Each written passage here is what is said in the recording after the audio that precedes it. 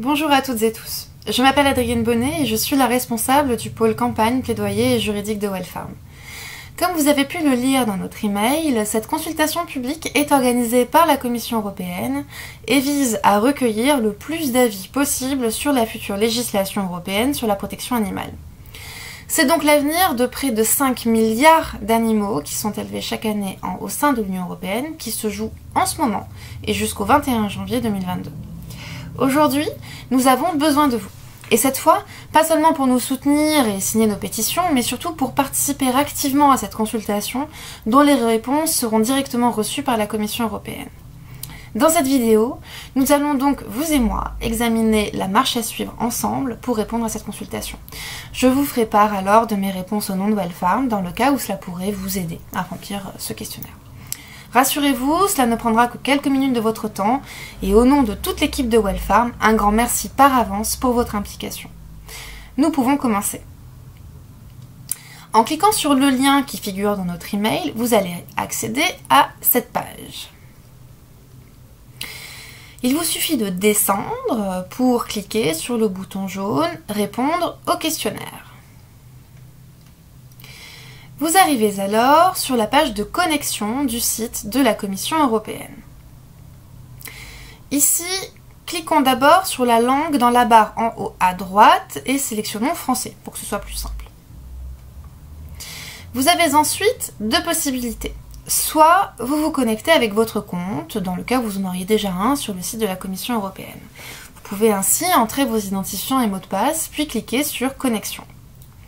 Soit vous vous créez un compte, si vous n'en avez pas, en cliquant sur créer un compte. Vous pouvez aussi vous en créer un avec vos identifiants Facebook, Twitter ou encore Google.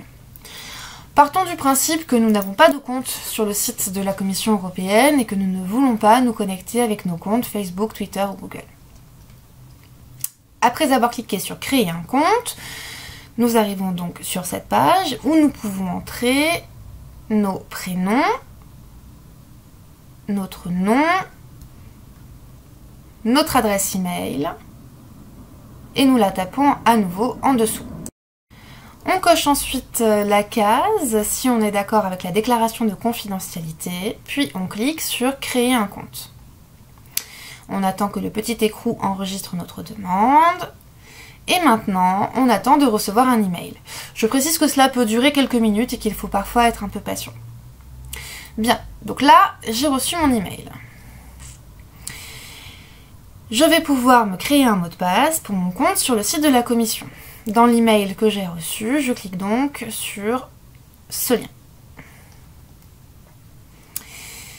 Ce lien nous ramène sur le site de la Commission. Ici, nous pouvons créer notre mot de passe en prêtant attention aux exigences de 10 caractères. Je précise qu'en fonction de votre navigateur, celui-ci peut aussi vous proposer un mot de passe pour l'occasion. De mon côté, je vais en mettre un avec une majuscule pour commencer, le reste en minuscule et à la fin des chiffres. Cela me permettra de respecter les critères demandés par la Commission. Je me lance. Mon mot de passe sera très classique, bonne année avec un B majuscule 2022. Je le reproduis dans la case du dessous, bonne année 2022. Parfait. Maintenant, nous pouvons donc cliquer sur soumettre. On peut ensuite enregistrer notre mot de passe dans notre navigateur si celui-ci nous le propose. On peut après cliquer sur continuer. On attend que les pages de redirection passent et nous voici enfin sur la page de la consultation publique. Alors, petite précision préliminaire, seules les cases avec des étoiles rouges sont obligatoires. Pour les autres, vous n'êtes donc pas obligé de répondre. Pour les besoins de notre vidéo cependant, nous allons compléter ensemble chacune des cases. Alors, après les quelques mots d'introduction, il nous est d'abord demandé de renseigner obligatoirement cette fois-ci quelques informations de base. Notre prénom, notre nom et notre adresse email. Je tape tout ça. Ensuite, on peut sélectionner la langue de nos réponses, à savoir le français. Nous pouvons après renseigner notre qualité. Sur ce point, à moins que vous ne remplissiez ce formulaire dans le cadre de votre travail, vous pouvez cliquer sur Citoyen de l'UE. Vous disposez aussi d'une case Autre et d'une sous-case qui se déclenche ensuite pour vous permettre de renseigner un autre libellé plus précis si vous le désirez. Je précise que si vous répondez dans un cadre professionnel, le site vous demandera de connaître le contexte global de vos activités. Vous pourrez donc indiquer si vous agissez en tant qu'agriculteur, éleveur, etc. En pareil cas, il vous sera ensuite demandé de donner des informations sur votre type de production, donc si vous utilisez des étables, des labels, etc. Vous pourrez également renseigner d'autres informations, comme la taille de votre organisation, en indiquant le nombre moyen de salariés. De mon côté, là, eh bien, j'agis toujours en tant que citoyenne de l'UE, donc je sélectionne ce point-là. Une fois ces éléments complétés, nous pouvons indiquer notre pays d'origine. Je choisis donc la France. Ensuite, en descendant la page, on arrive sur les paramètres de confidentialité. Vous pouvez choisir ici de rendre vos réponses publiques ou non. En cliquant sur anonymat, votre nom ne sera pas publié et à l'inverse, en cliquant sur publication, votre nom le sera sur le site de la Commission européenne. Mettons que je ne veuille pas que mon nom soit publié, je clique donc sur anonymat. Ensuite, je coche « J'accepte les dispositions relatives à la protection des données à caractère personnel ». S'ensuit alors un petit paragraphe qui nous présente rapidement le périmètre de la révision, les textes concernés. Cette consultation a donc lieu dans le cadre de la stratégie de la ferme à la table annoncée par la Commission européenne en 2020 et qui vise, comme nous le disions au début de la vidéo, à réviser toute la législation sur la protection animale. L'occasion est unique et des plus cruciales, puisque, rappelons-le, les derniers textes européens sont vus en moyenne de 10 à 20 ans. Et bien entendu, les connaissances scientifiques sur le sujet ont profondément évolué au cours de ces diverses années. Et donc il est tout à fait urgent de disposer enfin de textes qui protègent véritablement les animaux.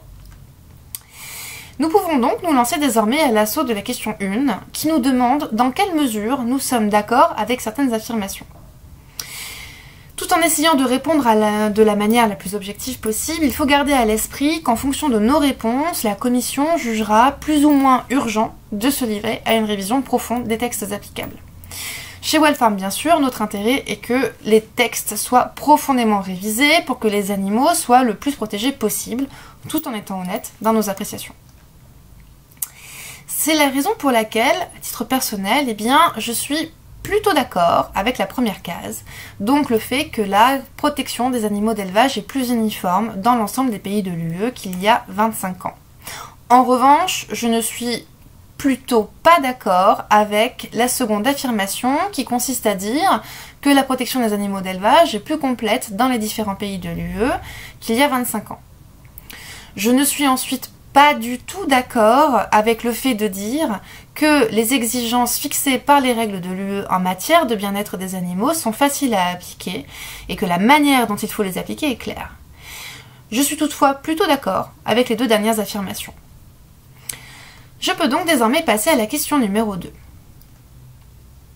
Ici, le principe est le même. La Commission demande notre avis pour chaque affirmation.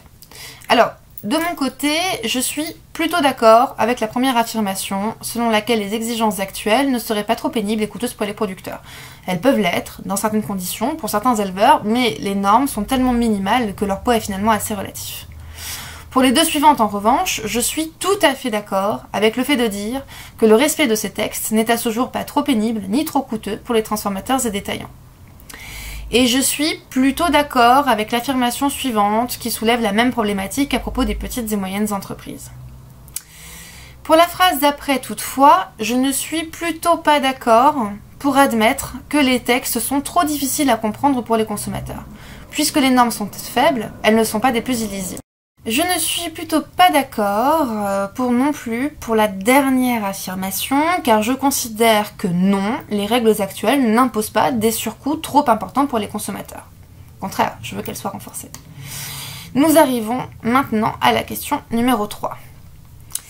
L'exercice est le même. On est désormais habitué et il faut toujours faire attention à ne pas sauter de ligne. Alors, pour ma part, c'est très simple. Je ne suis pas du tout d'accord avec toutes ces affirmations de la question numéro 3. En tant que citoyenne, je ne me sens pas suffisamment informée en effet des conditions dans lesquelles les animaux d'élevage sont élevés, transportés et abattus. Et comme je veux que l'Union européenne soit plus claire sur le sujet, en adoptant par exemple un système d'étiquetage limpide sur la question, à l'image de ce sur quoi travaille notamment Wellfarm en France, eh bien je clique partout sur « Pas du tout d'accord ». Nous pouvons donc désormais nous atteler à la question 4. De même ici, pour ces 3 sous-questions, je réponds non. Non, toutes les espèces animales ne bénéficient pas d'une protection adéquate. Ne serait-ce que parce que certains animaux, comme les lapins, poissons et dindes, ne sont à ce jour protégés par aucun texte spécifique. Non, les textes actuels ne permettent pas aux entreprises de se livrer une concurrence loyale dans toute l'UE, parce que les textes varient d'un pays à l'autre, donc les animaux ne sont pas protégés partout au même degré à ce jour. Et non, les textes actuels ne permettent pas d'affronter toutes les épreuves à venir en matière de production alimentaire durable ou autre. Comme j'ai cliqué sur non à toutes ces questions, une nouvelle fenêtre s'ouvre.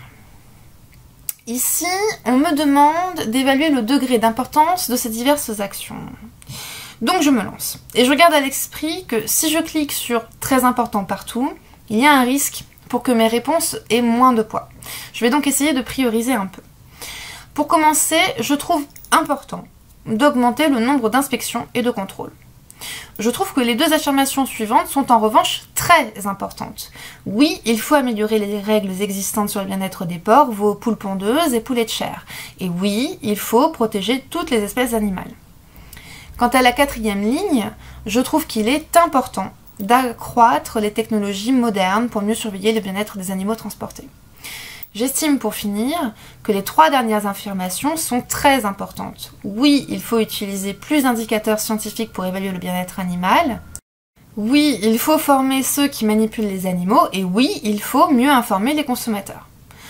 On arrive ensuite sur une série de questions qui traitent spécifiquement du transport des animaux vivants, thème sur lequel Wellfarm est aussi profondément engagé depuis des années.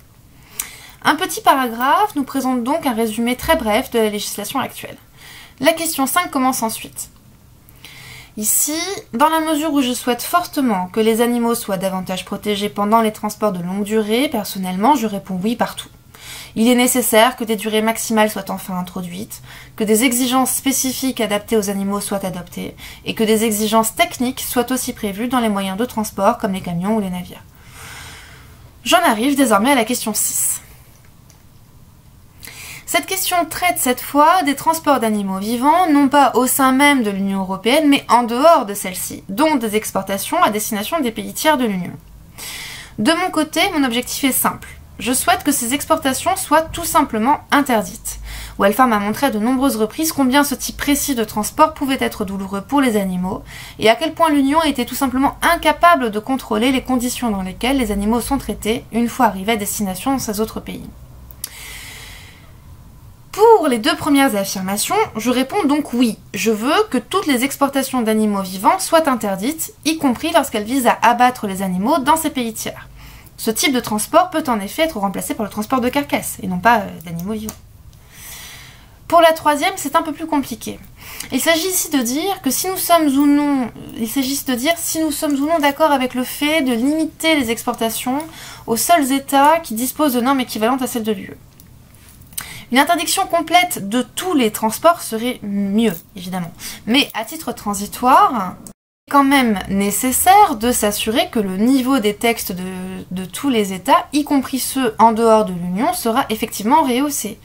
Donc, de mon côté, je coche oui à cette question aussi, d'autant que plus tard, il nous faudra répondre à d'autres questions portant sur les importations au sein de l'Union. Pour la dernière affirmation, en revanche, personnellement, je coche non. Je ne veux pas d'un simple renforcement des contrôles, d'autant que les autorités européennes ne seront très probablement jamais compétentes pour vérifier d'elles-mêmes l'état des animaux arrivés sur place dans les pays tiers. Je peux donc me lancer désormais à l'assaut de la question numéro 7. Ici, il s'agit de s'intéresser spécifiquement au transport des animaux les plus fragiles, comme les vaches qui sont en gestation et donc qui attendent des petits. Pour ma part et pour commencer, je réponds oui à la première affirmation, car je voudrais que le transport des veaux non sevrés soit interdit. A l'inverse, je réponds non aux deux dernières affirmations. Renforcer les normes applicables et limiter la durée de transport de ces animaux est séduisant à première vue, mais mon objectif est le même. Je ne veux pas juste limiter, mais bien interdire.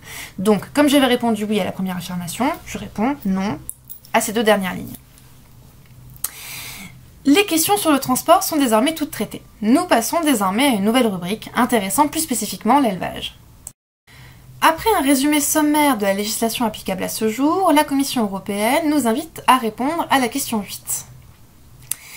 De mon côté, je réponds oui à cette question, car j'aimerais en effet que des exigences spécifiques soient introduites pour les espèces animales qui sont à ce jour ignorées de la législation.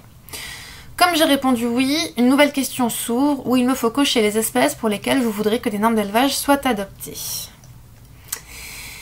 Et ici, il y a une petite subtilité. Il s'agit bien des animaux dont l'élevage devrait être encadré. Autrement dit, il s'agit de sélectionner les animaux qui, à notre sens, peuvent être élevés.